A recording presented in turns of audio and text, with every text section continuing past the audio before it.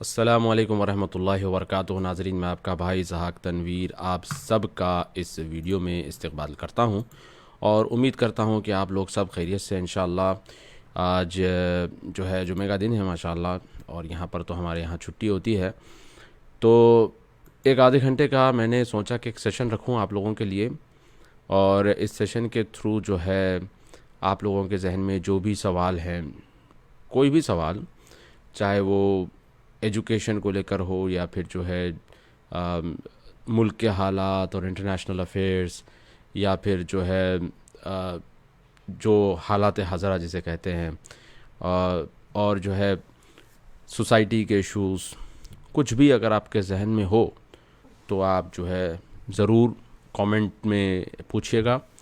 तो मैं इंशाल्लाह वो कमेंट जो है स्क्रीन पर एनेबल करूँगा और फिर आपको मैं इंशाल्लाह जवाब देने की कोशिश करूँगा। तो चलिए शुरू करते हैं हमारा ये सेशन। आधे घंटे का ये सेशन है इंशाल्लाह। 4:45 हो रहे हैं हमारे पास, तो 5:15 तक मैं इस सेशन को कैरी ऑन करूँगा। आप लोगों के किसी भी तरह के सवाल हों तो प्लीज़ बेझिझक जो है कमेंट में पूछिए।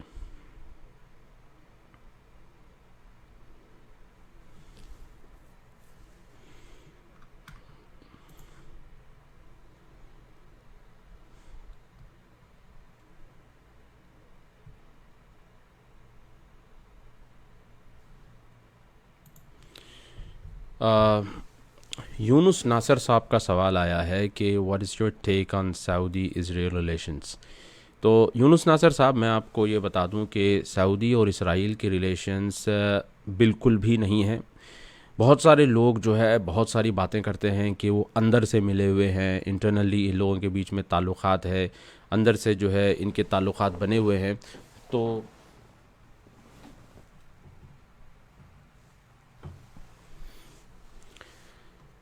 एज सच तो एक मिनट, लाइट का कुछ मसला है, एक मिनट दीजिए मुझे।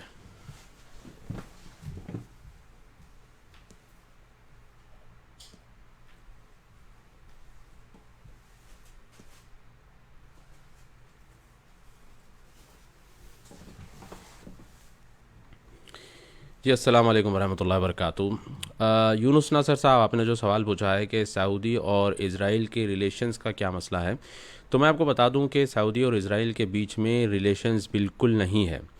ठीक है, इमरात, बहरीन, सूडान, मोरक्को, इन लोगों ने इज़राइल के साथ ताल्लुक़ात बहाल कर लिए हैं, और फ़िलवक्त जो है इज़राइल ख़ुद ये चाहता है, और आप देख रहे हैं मीडिया के अंदर भी, कि इज़राइल जो है ये बटरिंग कर रहा है, ये मस्का लगाने की कोशिश कर रहा है, क्योंकि वो देख रहे हैं वो लोग भी कि सऊदी अरब जो है एक अलग डिमेंशन में जा रहा है, एक अलग डायरेक्शन में जा रहा है। और आपने देखा कि अभी जो G20 में जो सऊदी अरब को जो लेवरेज हासिल हुआ है और जो इकोनॉमिक पावर हाउस सऊदी अरब बनने जा रहा है, तो इस लिहाज से जो है इज़राइल सऊदी की तरफ आ रहा है। अब आप ये सोच रहे होंगे कि भाई ये लोग अंदर से मिले हुए हैं, ये सब जो है हमारी अंकलों की बातें हैं, जो दीवान खानों में बैठ के हमारे अंकल जो है केक खाते हुए, बिस्किट खाते हुए, केक चाय पीते हुए जो है ये टिप्पणियाँ देते हैं, तो इसमें कोई सच्चाई नहीं होती। जिस तरह से हमारे नौजवान भी चबूतरों पर बैठ के, चाय टपरियों पर बैठ कर कमेंट्स करते हैं, तो इसमें कोई सच्चाई नहीं है। मैं आपको एक चीज़ बता दूं कि जिस तरह जो है पाकिस्तान के एग्जिस्टेंस के लिए या फिर पाकिस्तान की सुप्रीमेसी के लिए कश्मीर का इशू जिस तरह से पाकिस्तान के लिए इम्पॉर्टेंट है, इसी तरह से जो है अरब वर्ल्ड में फ़लस्तीन का इशू भी बहुत इम्पॉर्टेंट है, और सऊदी अरब जो है ये फ़लस्तीन को ऐसे ही फॉरसेक नहीं कर सकता। इसमें बहुत बड़े इसके ऊपर रिperकशंस भी है, इसके ऊपर मसाइल भी हैं, तो लिहाजा सऊदी अरब इतनी आसानी से जो है इनको फॉरसेक नहीं कर सकता। हाँ, ये अलग बात है कि इज़राइल को लेकर जो एक हेट हुआ करती थी, वो हेट अभी नहीं है। यानी कि पहले कैसा होता था कि यहूदी मतलब हर चीज़ यहूदी के ऊपर ढकेल दो, हर चीज़ यहूदी के ऊपर डाल दो, कुछ भी जो है मुल्क में होता है या दुनिया में होता है तो हर चीज़ यहूदी के ऊपर ढकल दी जाती थी कि इसमें यहूदी की साजिश है, ये है, वो। ऐसा नहीं है, बल्कि अब जो है मिडल ईस्ट में ख़ुद अरब्स भी जो है, ख़ुद सऊदीज़ भी जो है इस चीज़ को रियलाइज़ करते हैं और कहते हैं कि भाई इज़राइल के पास टेक्नोलॉजी है, इज़राइल का एग्जिस्टेंस है, तो इज़राइल के एग्जिस्टेंस को आप डिनाई नहीं कर सकते। ऑब्वियसली आप इज़राइल के एग्जिस्टेंस को कैसे डिनाई कर सकते हैं? उसके मुल्क है, बन चुका है, उसकी इकोनॉमी है, उसका मुल्क है, उसके इंटरनेशनल रिलेशंस हैं, उसका एग्जिस्टेंस है। अब ऐसे थोड़ी जो है इसराइल को कहेंगे भाई चलो भाई बुरिया बिस्तरा बंद करो, बैग लो और निकलो, तो ऐसा तो नहीं हो सकता। तो ये एक मुल्क बन चुका है, सऊदीज़ भी इस चीज़ को समझते हैं, वो लोग खुद भी कहते हैं कि इसराइल एक मुल्क है, बन चुका है वो एक मुल्क।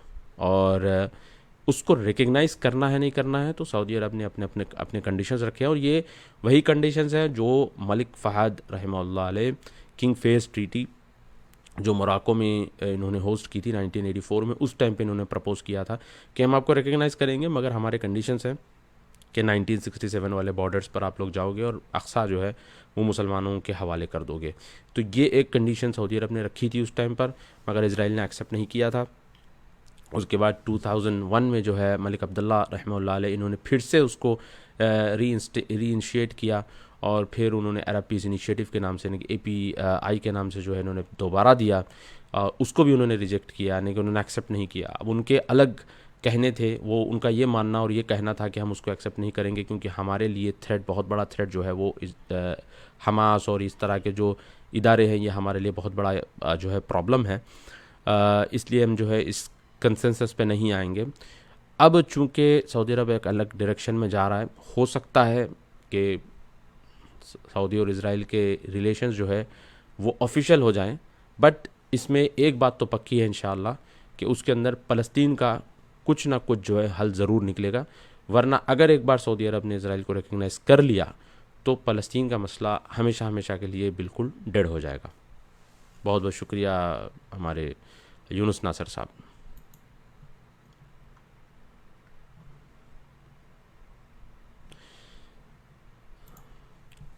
फारिस शरीफ साहब का सवाल है कि जहाक भाई, how to deal with the hidden तकफीरी तुल्लाब as per your experience with Mecca based Darul Hadith graduate. Faris शरीफ साहब, इसमें तकफीरी तुल्लाब मैं नहीं समझता कि एज सच तो यहाँ पे कोई तकफीरी तुल्लाब कहना मतलब ये बहुत ही बड़ा ब्लैंकेट स्टेटमेंट है। हाँ, कुछ हैं तुल्लाब जो तकफीरी हैं।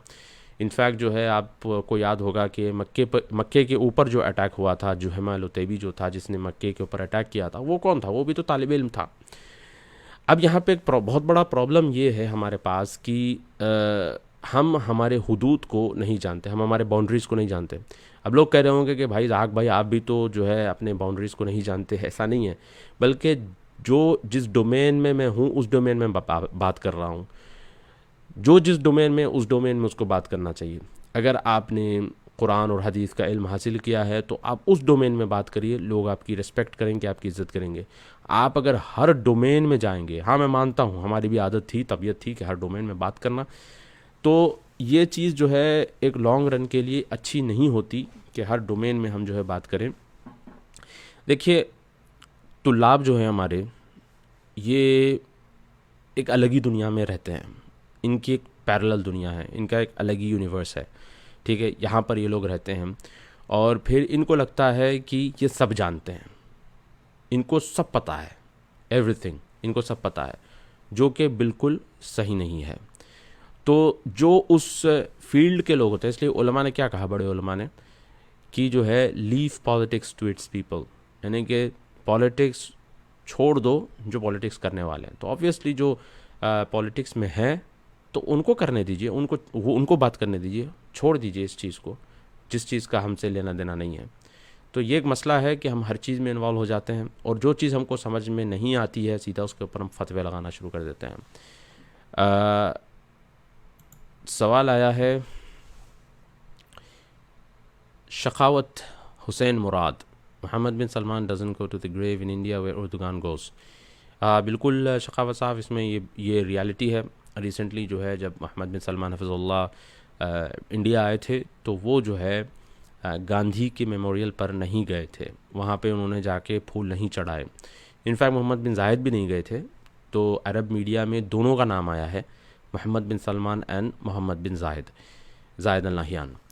तो मगर जो इंग्लिश मीडिया में और उर्दू मीडिया में जो काफ़ी फेमस हुआ वो मोहम्मद बिन सलमान हफ़िज़ुल्लाह का नाम काफ़ी फेमस हुआ।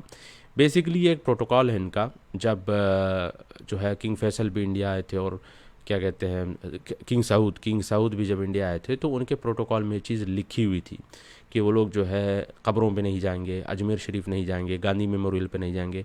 इनफैक्ट जब ये लोग पाकिस्तान भी जाते थे तो वहाँ पे जो है जिन्ना की खबर पे नहीं जाते हैं। तो ये एक बिलीफ है सऊदी अरब में, सलफ़ी बिलीफ है, बल्कि ये मुसलमान, हर मुसलमान का बिलीफ होना चाहिए कि ये जो एक अल्लाह की इबादत करें, मुसलमान को चाहिए कि वो एक अल्लाह की इबादत करें, उसके साथ किसी को शरीक ना करें, और रसूल सल्लल्लाहु अलैहि वसल्लम की इताअत करें, और रसूल सल्लल्लाहु अलैहि वसल्लम की इताअत में किसी को शरीक ना करें। ठीक है, तो ये एक थंब रूल है, ये हमको फॉलो करना चाहिए। उर्दुगान साहब वहाँ पे गए। उर्दुगान साहब तो इज़राइल का जो फाउंडर है थियोडोर हर्जल, उसकी खबर पर भी जाकर उन्होंने फूल चढ़ाए थे, और जो है यहाँ पर इंडिया में जाके उन्होंने गांधी की खबर पे भी फूल चढ़ाए हैं। तो उर्दुगान साहब जो है ये बेसिकली हैं, इनके जो मुर्शद थे महमूद अफंदी, तो उर्दुगान साहब बेसिकली हैं नक्शबंदी सूफ़ी। ठीक है, सूफ़ीज़म में बहुत है, जैसे कि जो है कादरी है, चिश्ती है, सहरवर्दी है, नक्शबंदी है। नक्शबंदी काफ़ी फेमस है। ठीक है, इराक़, कुर्दिस्तान, टर्की, इस साइड में जो है ना आपको ज़्यादातर यही लोग मिलेंगे, क्या कहते हैं, नक्शबंदी सूफ़ी। तो उर्दुगान इज़ बेसिकली ए नक्शबंदी सूफ़ी। तो ये नक्शबंदी सूफ़ी है। तो इन्होंने जो है इनके नज़दीक में जो है कोई मसला नहीं है, वो अगर गांधी की खबर पर भी जाते हैं। मगर सऊदी अरब के जो रूलर्स हैं, इनका जो एग्जिस्टेंस है सऊदी का, वो यही है कि इन्होंने सऊदी अरब में जो रसूलुल्लाह सल्लल्लाहु अलैहि वसल्लम के टाइम पर था, क्या कह सकते हैं, जो मिजाज था दीन का, उस मिजाज को उन्होंने वापस लाने की कोशिश की है। जी बहुत बहुत शुक्रिया शखावत हुसैन मुराद। यूनुस नाज़र साहब का सवाल है कि अस्सलाम वालेकुम ज़हाक भाई, if Donald Trump becomes president again इंशाल्लाह, how will he re-evaluate ties with Saudi Arabia since Biden has tarnished the Saudi US relations. Basically अगर आप, पता नहीं आपको मैं जवाब इंग्लिश में दूं या हिंदी में, तो मैं आपको बता दूं कि डोनाल्ड ट्रम्प के अगेंस्ट में जो बंदा ठहरा है, उसका नाम जो है, इसके साथ में एक और रिपब्लिकन है। तो ये बंदा जो है, मुझे लगता है अक्सर लोगों का ये कहना है कि शायद वो आएगा, क्योंकि उसके पास स्टेबिलिटी है। इनफैक्ट डोनाल्ड ट्रम्प के पास भी है, but Donald Trump popular leader है, यानी कि डोनाल्ड ट्रम्प का एक ऑरा है, उसकी हवा है, बुखाल है उसका। ठीक है, और सऊदी और यूएस के रिलेशंस अभी भी है, ऐसा नहीं है ख़राब हुए हैं, बल्कि ये अलग बात है कि बाइडेन एडमिनिस्ट्रेशन ने ये बड़ी कोशिश की है कि सऊदी को पराया बनाया जाए, पराया स्टेट बनाया जाए, बट ऐसा हुआ नहीं, उल्टा जो है बाइडेन पराया होकर रह गया। तो अक्सर एक्सपर्ट्स का और एनालिस्ट का यही कहना है कि मे बी 2024 में जो है रिपब्लिकन्स आएंगे।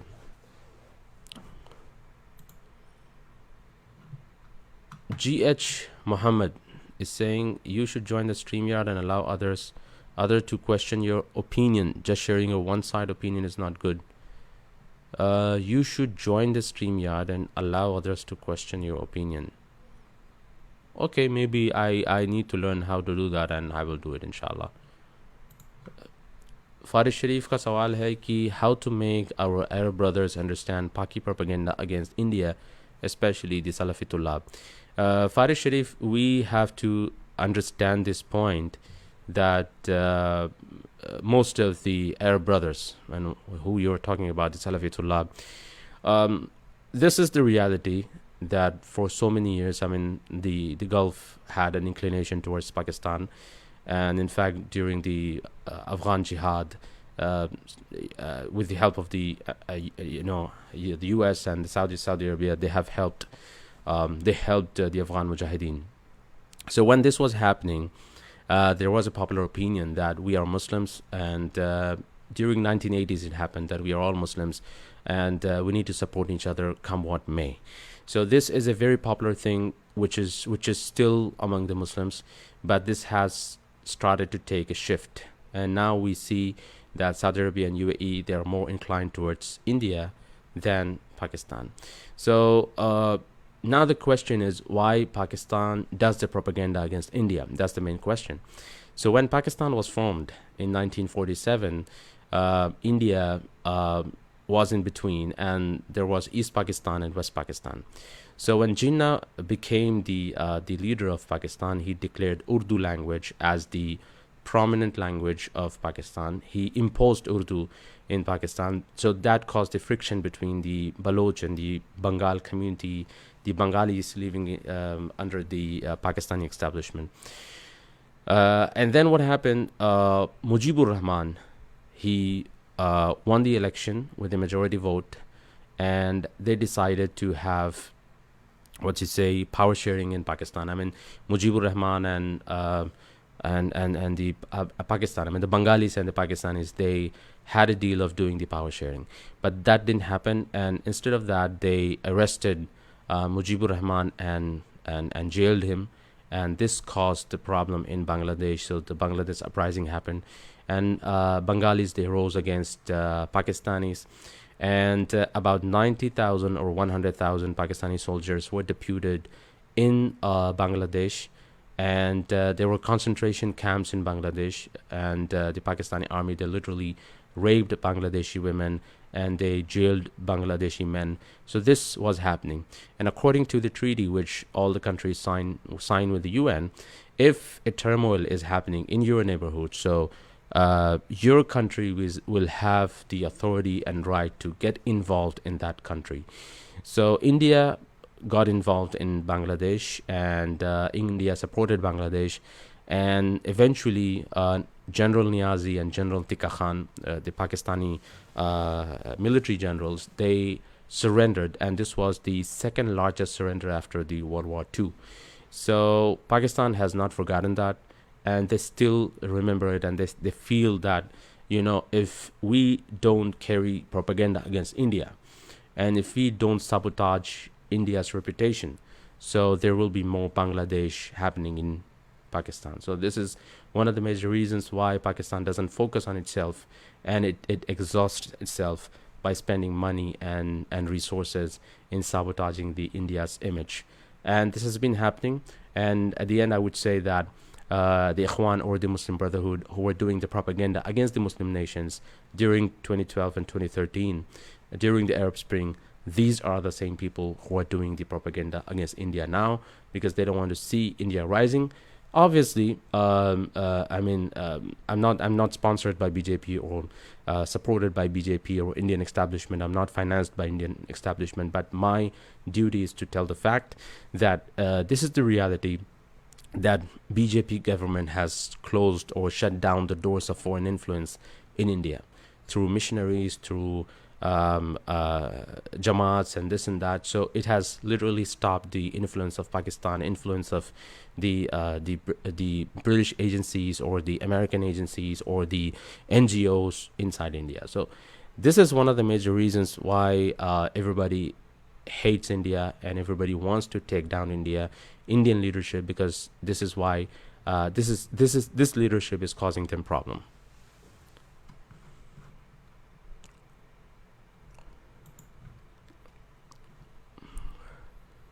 Shakawat Hussain Murad is asking, does Saudi Arabia allow concert? इसका जवाब मैं उर्दू में देता हूँ. सऊदी अरेबिया में कॉन्सर्ट्स क्यों होते हैं? देखिए, सऊदी अरेबिया में हर टाइप की ऑडियंस रहती है, ठीक है.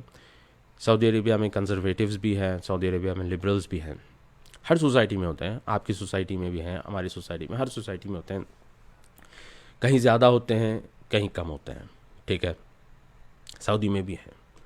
अब आप ये नहीं कह सकते कि सऊदी अरब के पूरी की पूरी आवाम जो है वो शेख सालेह फौजान के दर्स में जाकर बैठे, या सऊदी अरब की पूरी आवाम जो है वो दाढ़ी रखे, सऊदी की पूरी आवाम जो है वो हरमैन की खिदमत में लग जाए. ये पॉसिबल नहीं है.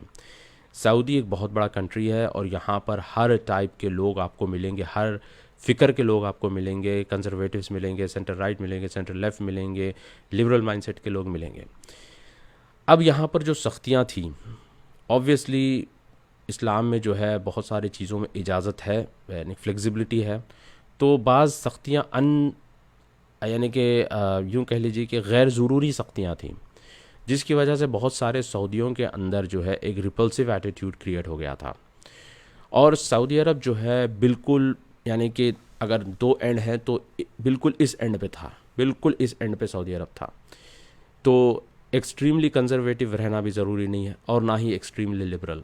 तो जब सोसाइटी को तो आप इस तरफ खींच कर छोड़ेंगे तो वो होते होते होते होते जो है इधर आके रुकेगी।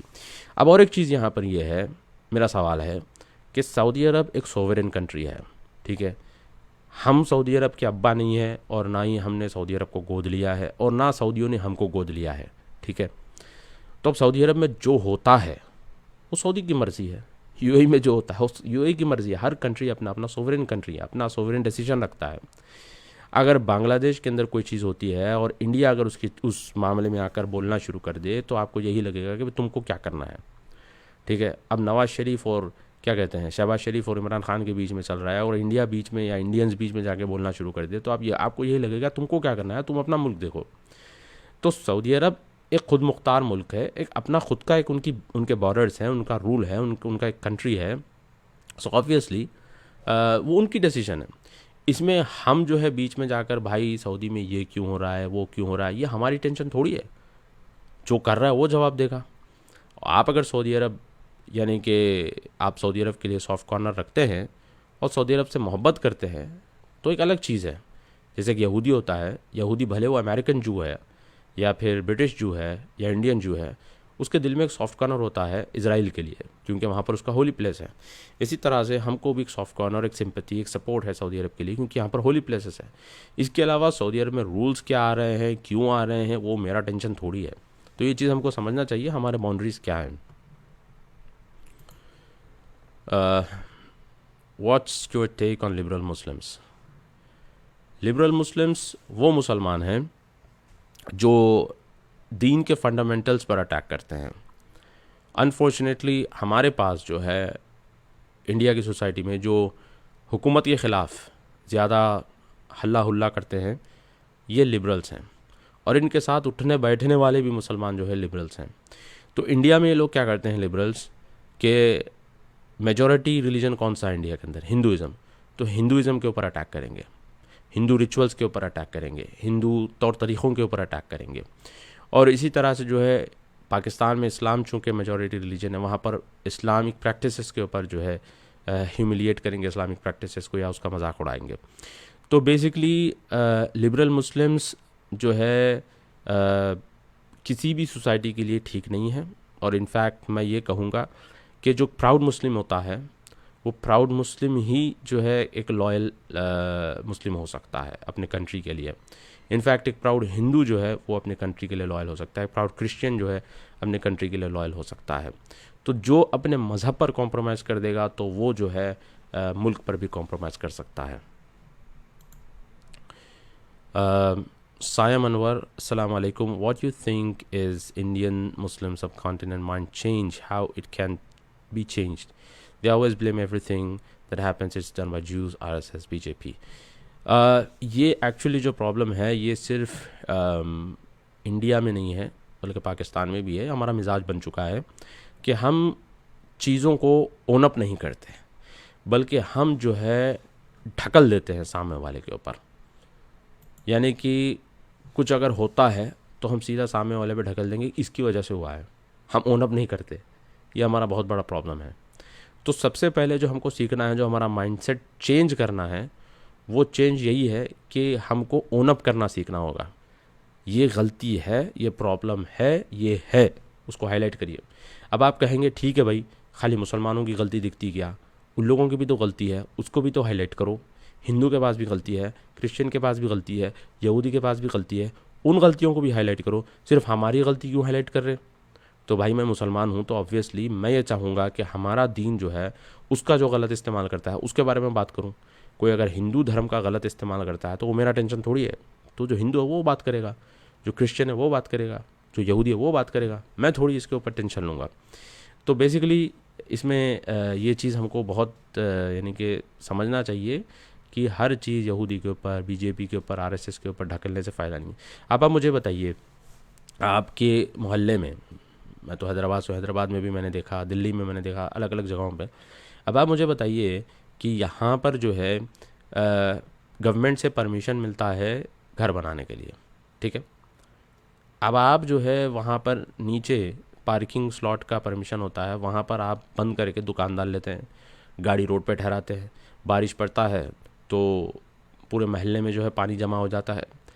और अगर म्यूनसिपल वाले आते हैं तो उनसे आप गाली गलौज करके लड़ते हो। तो इसमें बीजेपी क्या करेगी, आरएसएस क्या करेगी? उनके मोहल्ले देखिए, वो तो एकदम क्लीन है, साफ़ है, अच्छे हैं। तो हम खुद जो है फॉलो नहीं करना चाहते, फिर आखिर में जो है इल्ज़ाम उन पर ढकेलना चाहते हैं। बेसिकली हमारे पास जो सबसे बड़ा प्रॉब्लम है वो ये है कि हम जो है बैठ के देखना चाहते हैं, यानी कि हर चीज़ हमारे सामने हो जाए, हम बैठ के देखेंगे। और फिर हम चाहते हैं कि हर चीज़ जो है कोई और हमारे लिए करे। मूसा अलैहिस्सलाम की कौम जैसे थी, ठीक है, अल्लाह ताला ने बोला कि जाओ और जो है फ़लस्तीन के अंदर दाखिल हो, तो मूसा अलैहिस्सलाम की कौम ने कहा था कि ए मूसा, आप और आपके अल्लाह दोनों जाकर लड़ लो, हम बैठ के देखेंगे। अनफॉर्चुनेटली मुसलमानों का हिंदुस्तान के यही हाल है, बैठ के देखना चाहते हैं। चेंज चाहिए, कोई कर दे तो ठीक है, हम देख लेंगे, ठीक है। अगर चेंज नहीं होता तो इल्ज़ाम ढकेल देंगे किसी के ऊपर, बीजेपी पे डाल दो, आरएसएस पे डाल दो, यहूदियों पे डाल दो। अच्छा जी, एक और सवाल आया है शखावत हुसैन मुराद का कि should Saudi Arabia allow those people who want to live in Saudi Arabia and love Saudi Arabia as a country of तौहीद। So obviously I mean if you love Saudi Arabia and if you want to live in Saudi Arabia you are welcome. कि अगर कोई आप Saudi अरब से मोहब्बत करते हैं तो आप आके रह सकते हैं सऊदी अरब के अंदर, कौन आपको रोक रहा है। हाँ, आपका अगर ये सवाल है कि आप जो है शहरियत चाहते हैं सऊदी अरब की, तो मैं ये पूछना चाहता हूँ कि शहरियत की ज़रूरत ही क्या है, ठीक है। आप जिस मुल्क के हैं उस पर फ़ख्र महसूस करिए। मैं हिंदुस्तानी हूँ, लोग मुझे बोलते हैं भाई आपको सऊदी की नेशनलिटी चाहिए, नहीं चाहिए भाई, देते हैं तो अलग बात है, अगर नहीं मिलती है तो ऐसी कौन सी मतलब आफत आ गई। खुश है अल्हम्दुलिल्लाह, इंडिया प्रोग्रेस कर रहा है, इस बात पर भी हमको खुशी है, हमारा पासपोर्ट वैल्यू रखता है, ऐसा नहीं है। तो जिस मुल्क के हम होते हैं उस मुल्क के लिए लॉयल होना होना हमारे लिए ज़रूरी है, ठीक है। इनफैक्ट सऊदीज़ भी इस चीज़ को पसंद नहीं करते। मैंने बहुत सारे सऊदीज़ से बात की, खुला बोलते हैं कि अगर कोई अपने मुल्क के लिए डिसलॉयल है, अपने मुल्क की बुराइयां करता है और सऊदी की तारीफ़ें करता है, तो सऊदीज़ उसको पसंद नहीं करते हैं। एक बात याद रखिए, आप अपने मुल्क के लिए लॉयल रहेंगे, अपने मुल्क की तरक्की चाहेंगे और फिर सऊदी अरब से मोहब्बत करते हैं तो अलग बात है, वो फिर आपकी रिस्पेक्ट करेंगे। बादशाह खान पूछ रहा है कि why do you hate Muslims of Pakistan, are they brothers in Islam. ये सवाल जो है Badshah Khan, you have to ask this question to the Pakistani Muslims that why do they hate Muslims from India, why do they call us मुनाफिक और hypocrites, why do they think that Indian Muslims didn't migrate to Pakistan, hence they are living under the Hindu rule, and for this reason Indian Muslims are not proper Muslims। ये सवाल उनसे पूछिए, हमसे मत पूछिए, ठीक है। और by the way let me tell you that we are Muslims spiritually, we are connected as Muslims spiritually, not politically, okay। we are ummah as on spiritual aspect, not on political aspect, okay।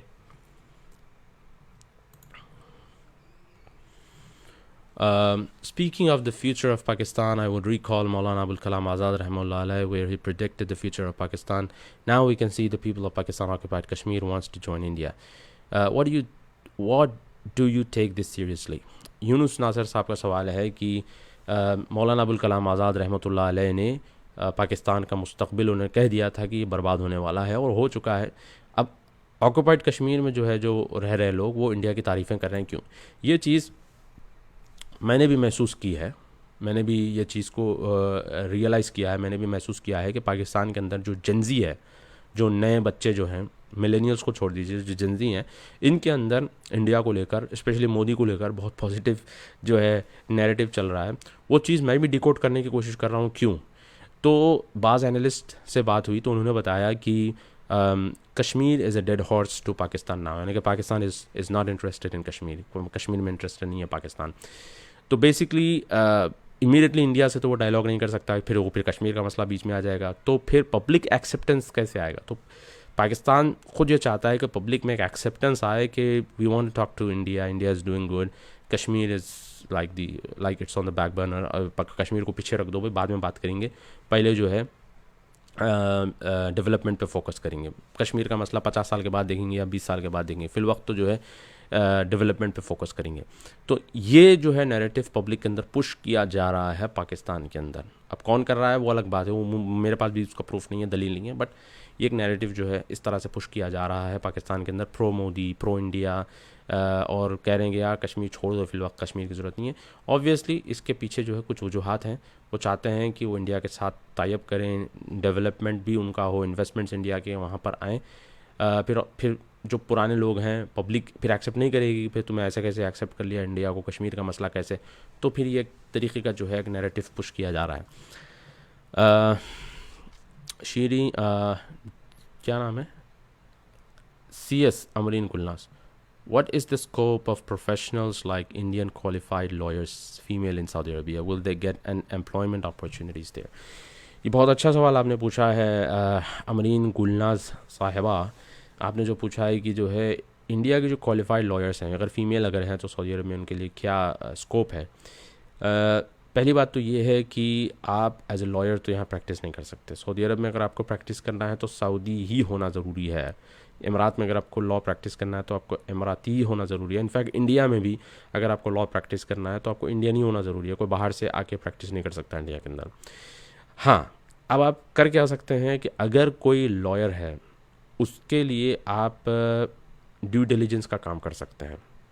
ठीक है, अगर कोई case आया तो case को fully study करना और ये देखना कि केस लिया जा सकता है कि नहीं लिया जा सकता, तो ड्यू डिलिजेंस का काम करना। तो मैं बाज़ लॉयर से मिला भी हूँ यहाँ पे।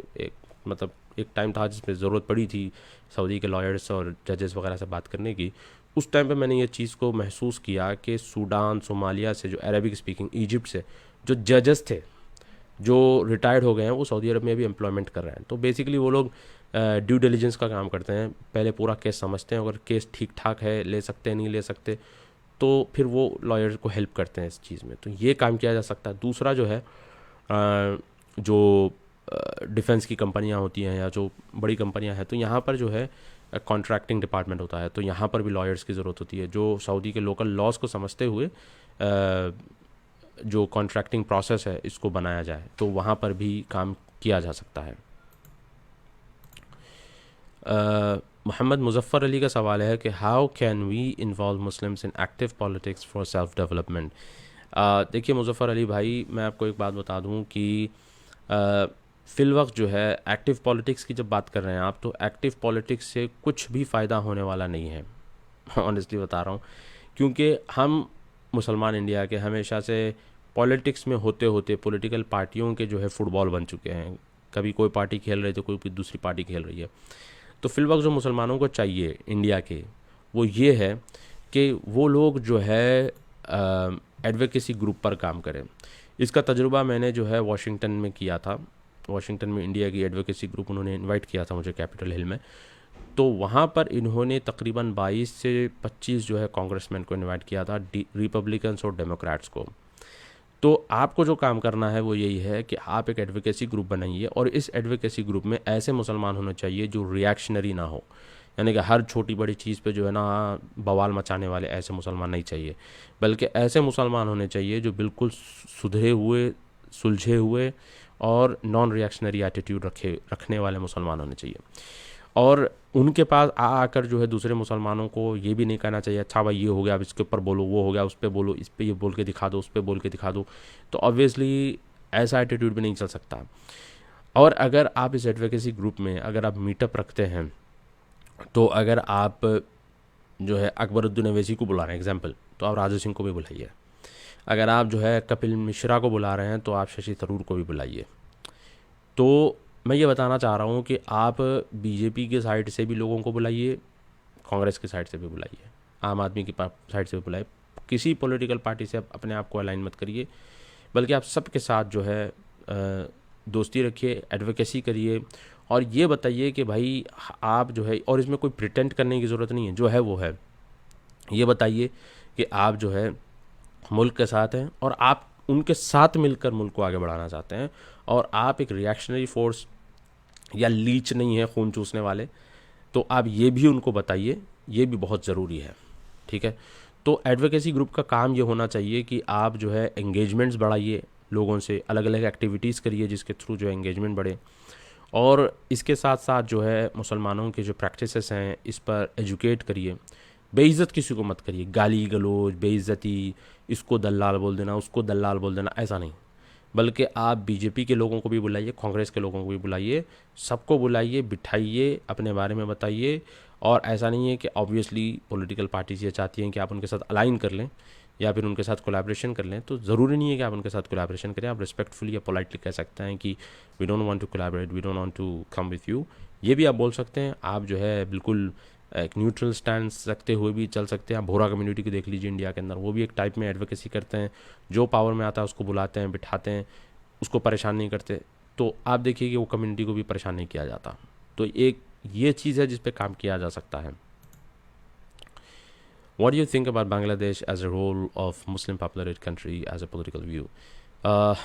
शकावत साहब, बांग्लादेश जो है ये बहुत पॉजिटिव कंट्री है। जो मैं आपको बता रहा हूँ बहुत ही पॉजिटिव कंट्री है, बहुत ही प्रोग्रेस कर रहा है कंट्री। शेख हसीना के अंडर में तो और भी अच्छा प्रोग्रेस कर रहा है। तो इंडिया के लिए भी जो है बांग्लादेश एक बहुत अच्छा पार्टनर है, और इंडिया ख़ुद भी चाहता है कि बांग्लादेश के साथ मिलकर रहे। इसीलिए जो है G20 में इंडिया ने बांग्लादेश को बुलाया, नाइजीरिया को बुलाया, UAE को बुलाया। दो ये G20 के पार्ट नहीं थे, फिर भी मोदी गवर्नमेंट ने बुलाया मुस्लिम कंट्रीज़ को। तो इसमें एक चीज़ हमको ये भी सीखने को मिलती है कि बांग्लादेश का एक बहुत बड़ा की यानी को रोल है इस रीजन में।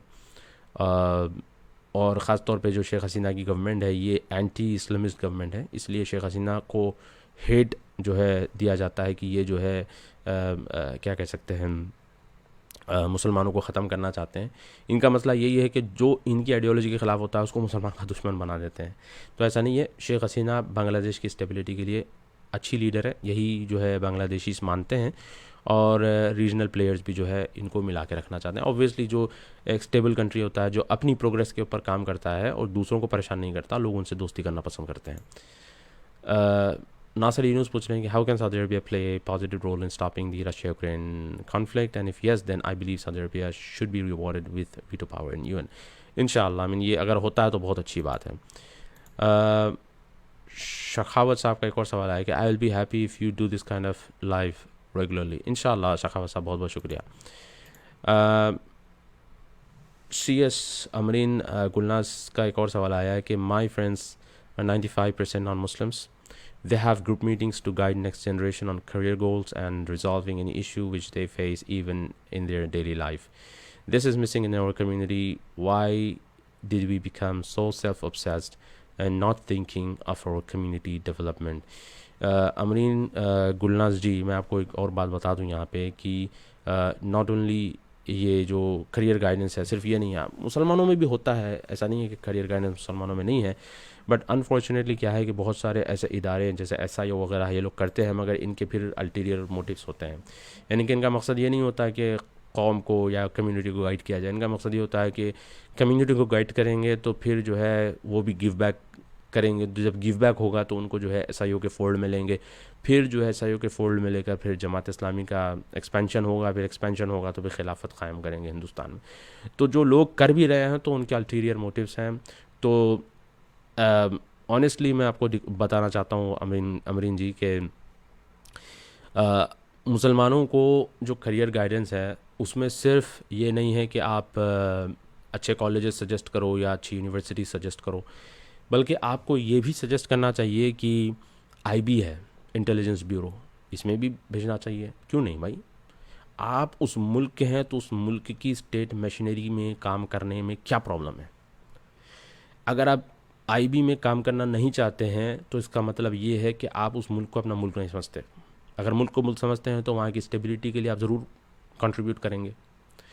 तो सबसे पहले ये जो जहन हमारे पास है कि ये काफिरों का मुल्क है, हिंदुओं का मुल्क है, हम तो बस मजबूरी में गुजार रहे हैं, ये सबसे पहले जहन चेंज करना पड़ेगा। दूसरा जो है नौजवानों को गाइड करने की ज़रूरत है। थोड़ा सा वो हमारे पास लेज़ी और लेट बैक एटीट्यूड है। अगर आज इंडिया के हिंदू तरक्की कर रहे हैं तो उनके लीडर्स हैं जो उनको किक मार के उनको उठाते हैं और काम करवाते हैं, और वो कर रहे हैं। सऊदी अरब के बच्चे बच्चियाँ अगर जो है तरक्की कर रहे हैं तो उनके लीडर्स उनके पीछे ठहरे, उनको किक मार के उठाने वाले। मगर इंडियन मुस्लिम्स का ऐसा मसला नहीं है। हमारे पास लेट बैक एटीट्यूड है। रात के 1:30 बजे 2 बजे जो है हमारे नौजवान बच्चे होटलों में खाना खा रहे हैं। कल एक वीडियो देख रहा था मैं, शादी खाने के नाम पर जो है, कन्वेंशन हॉल के नाम पर वो होटल चला रहा है। रात के 1:30 बजे 2 बजे लोग, बच्चे, यंग बच्चे जो है वहाँ पे बिरयानी खाने के लिए जा रहे हैं। तो हमारा जो फोकस मेनली अभी हो गया है वो फूड, खाना पीना, बस यही है, और इसके अलावा कुछ है ही नहीं। तो ऑब्वियसली ये फोकस अगर होगा तो कैसे जो है चेंज आ सकता है। और हमारे भी जो बड़े हैं, बोलना पड़ता है ये बात, कि हमारे बड़ों के अंदर भी ये एटीट्यूड नहीं है कि नौजवान बच्चों को गाइड करें।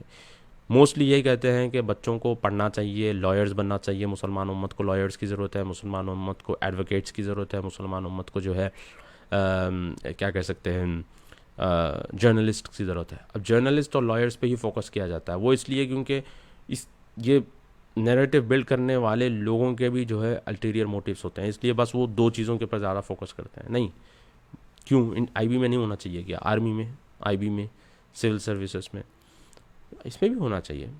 रॉ में नहीं होना चाहिए क्या? मुसलमान होना चाहिए, क्यों नहीं होना चाहिए? आपका मुल्क है तो आप कंट्रीब्यूट करेंगे तो आपको चैलेंजेस मालूम होंगे, मुल्क कैसे चलता है। जब आपको चैलेंजेस मालूम होंगे तो फिर आप मुल्क का एक हिस्सा बनेंगे। जब आप जाएंगे ही नहीं तो आपको चैलेंजेस ही नहीं मालूम होंगे। आपको चैलेंजेस ही नहीं मालूम होंगे तो दूर बैठ के पत्थर मारना आपके लिए आसान हो जाता है। तो हाँ अमरीन जी, आपका बिल्कुल मतलब सही सवाल है ये, कि हमारी कम्युनिटी में ये चीज़ मिसिंग है। मतीना दीन का सवाल है कि अस्सलाम वालेकुम वरहमतुल्लाहि वबरकातुहू, can you help me understand how to avoid fringe groups of any community in our country?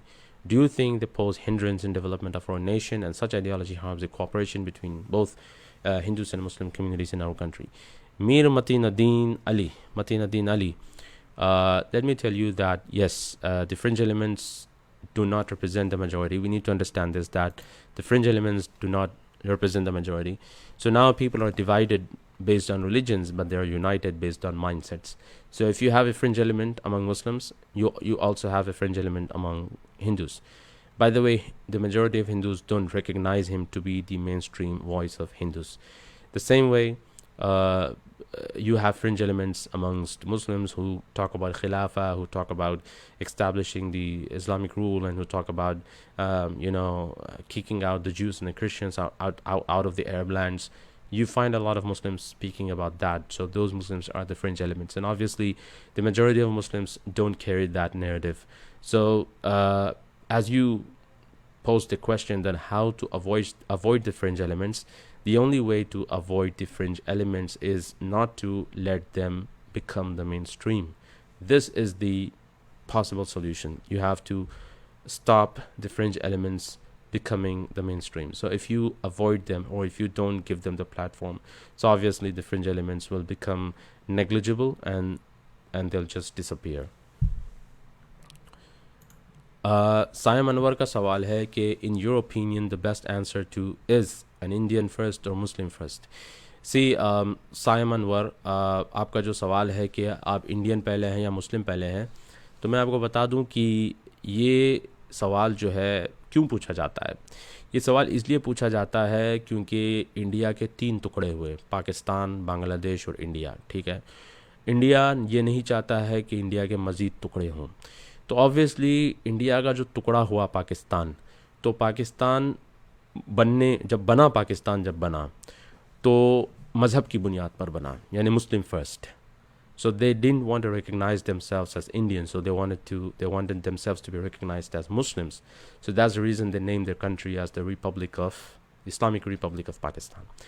तो एक मुल्क जो है मज़हब की बुनियाद पे बना, तो कोई भी कंट्री ये नहीं चाहता कि उस मुल्क के मज़ीद टुकड़े हों। इनफैक्ट पाकिस्तान नहीं चाहता कि बलूचिस्तान बने, और बहुत सारे ऐसे कंट्रीज़ हैं जो ये नहीं चाहते कि उनके टुकड़े हों। तो यहाँ पर ये सवाल इसलिए भी पूछा जाता है कि जब मुसलमान अपनी लॉयल्टी क्लियर नहीं रखते, तो उनसे यही पूछा जाता है कि भाई साहब आप ये बताइए कि आप अगर पाकिस्तान हिंदुस्तान पे हमला करता है, भारत पर हमला करता है, तो आप किसकी साइड होंगे? आप जो है मुसलमान होने की वजह से आप जो है पाकिस्तान का साइड देंगे, या फिर अब हिंदुस्तानी होने की वजह से या भारतीय होने की वजह से आप भारत का साथ देंगे? ये सवाल वैलिड सवाल है, मेरे हिसाब से तो वैलिड सवाल है ये। तो इसमें हमारा जो जवाब होना चाहिए वो यही है कि मैं भारतीय पहले हूँ, ठीक है। मुस्लिम मेरी आइडेंटिटी है, रिलीजियस आइडेंटिटी है, और मेरी ये मैं मुस्लिम हूँ, प्रैक्टिसिंग मुस्लिम हूँ, और ये मेरा एक अधिकार है, राइट है, और ये मैं मुसलमान हूँ बस। मगर जब बात आती है आइडेंटिटी की तो मैं इंडियन हूँ, मैं भारतीय हूँ, ठीक है। इसको मैं मज़ीद आपको समझाता हूँ कि जब रशिया और यूक्रेन का क्राइसिस कॉन्फ्लिक्ट शुरू हुआ तो रशिया की साइड से जो मुसलमान थे उन्होंने फतवा दिया कि रशिया को सपोर्ट करना है, चेचन मुस्लिम्स। तातार मुस्लिम्स जो हैं यूक्रेन की साइड से, उन्होंने भी फतवा दिया कि हम यूक्रेन को सपोर्ट करेंगे। दोनों साइड भी मुसलमान हैं, दोनों अपने अपने मुल्कों को सपोर्ट कर रहे हैं। तो बेसिकली ये क्लैरिटी या फिर ये लूसिडनेस जो है अनफॉर्चुनेटली मुसलमानों में नहीं है हमारे पास, जिसकी वजह से हम लोग क्या करते हैं कि हम लोग जवाब नहीं दे पाते हैं। तो इस मामले में यही कहूँगा कि भाई आप क्लियर जवाब दीजिए, बिल्कुल खुल के। आपको कोई ये नहीं कह रहा कि आप हिंदू बन जाओ, आपको कोई ये नहीं कह रहा कि आप अपना मज़हब छोड़ दो, कोई ये नहीं कह रहा कि आप अपना दीन तब्दील कर दो, कोई नहीं कह रहा कि आप कुरान बदल दो। नहीं, कुरान कुरान वैसे ही है। बाज़ लोग होते हैं जो इस तरह की बातें करते हैं, वो मेजॉरिटी को रिप्रेजेंट नहीं करते। कुरान कुरान वैसे ही रहेगा, हदीस हदीस वैसे ही रहेगी, ठीक है। आप मज़हब पर अमल करिए, साथ में जो है आपकी जो आइडेंटिटी होगी, आपकी जो प्रायोरिटी होगी, वो आपका मुल्क होगा। उम्मीद करता हूँ कि ये सवाल का जवाब मैंने आपको क्लियरली समझा दिया है। How to identify the propagandas against Saudi Arabia. How to identify, तो not only Saudi Arabia, even India. Okay, how to identify propaganda against India and Saudi Arabia. The thing which you need to keep in mind is that any news that comes to you has anonymous sources. For example, a news came to us that Sheikh Badr was arrested by the Saudi establishment, and the news doesn't quote any reference. It says, according to the prisoners of conscience. And another news comes and says that according to the people we know. So there is no proper source who said that. So obviously when it doesn't mention who said that, so it means that it's a clear-cut propaganda. So this is a basic thing which I have told you. I mean, there are multiple ways to identify the fake news. Is Shia-Sunni conflict plan of America? No, it's not. Badshah Khan, Zag Bhai, why are you not doing fact checks of fake news regarding Saudi Arabia? I do. Who said I don't do? I recently did about Sheikh Badr. There was news that he was arrested. I published an article. Alhamdulillah, I do. Hashim Samuel, walaikum salam Hashim Samuel, thank you so much for watching this video. उम्मीद करता हूँ कि आप लोगों को video पसंद आया। मैं चाह रहा हूँ कि मैं इस वीडियो को उर्दू और इंग्लिश में दोनों को मैनेज करूँ, ताकि जो है जो हमारे नॉन उर्दू भाई लोग हैं वो भी सवाल करें तो उनका भी मैं जवाब दे सकूं, और जो उर्दू वाले हैं उनको भी मैं जवाब दे सकूं। तो बहुत बहुत शुक्रिया आप लोगों का ये वीडियो देखने के लिए। जज़ाकल्लाह खैर। अस्सलामु अलैकुम वरहमतुल्लाहि वबरकातुहू।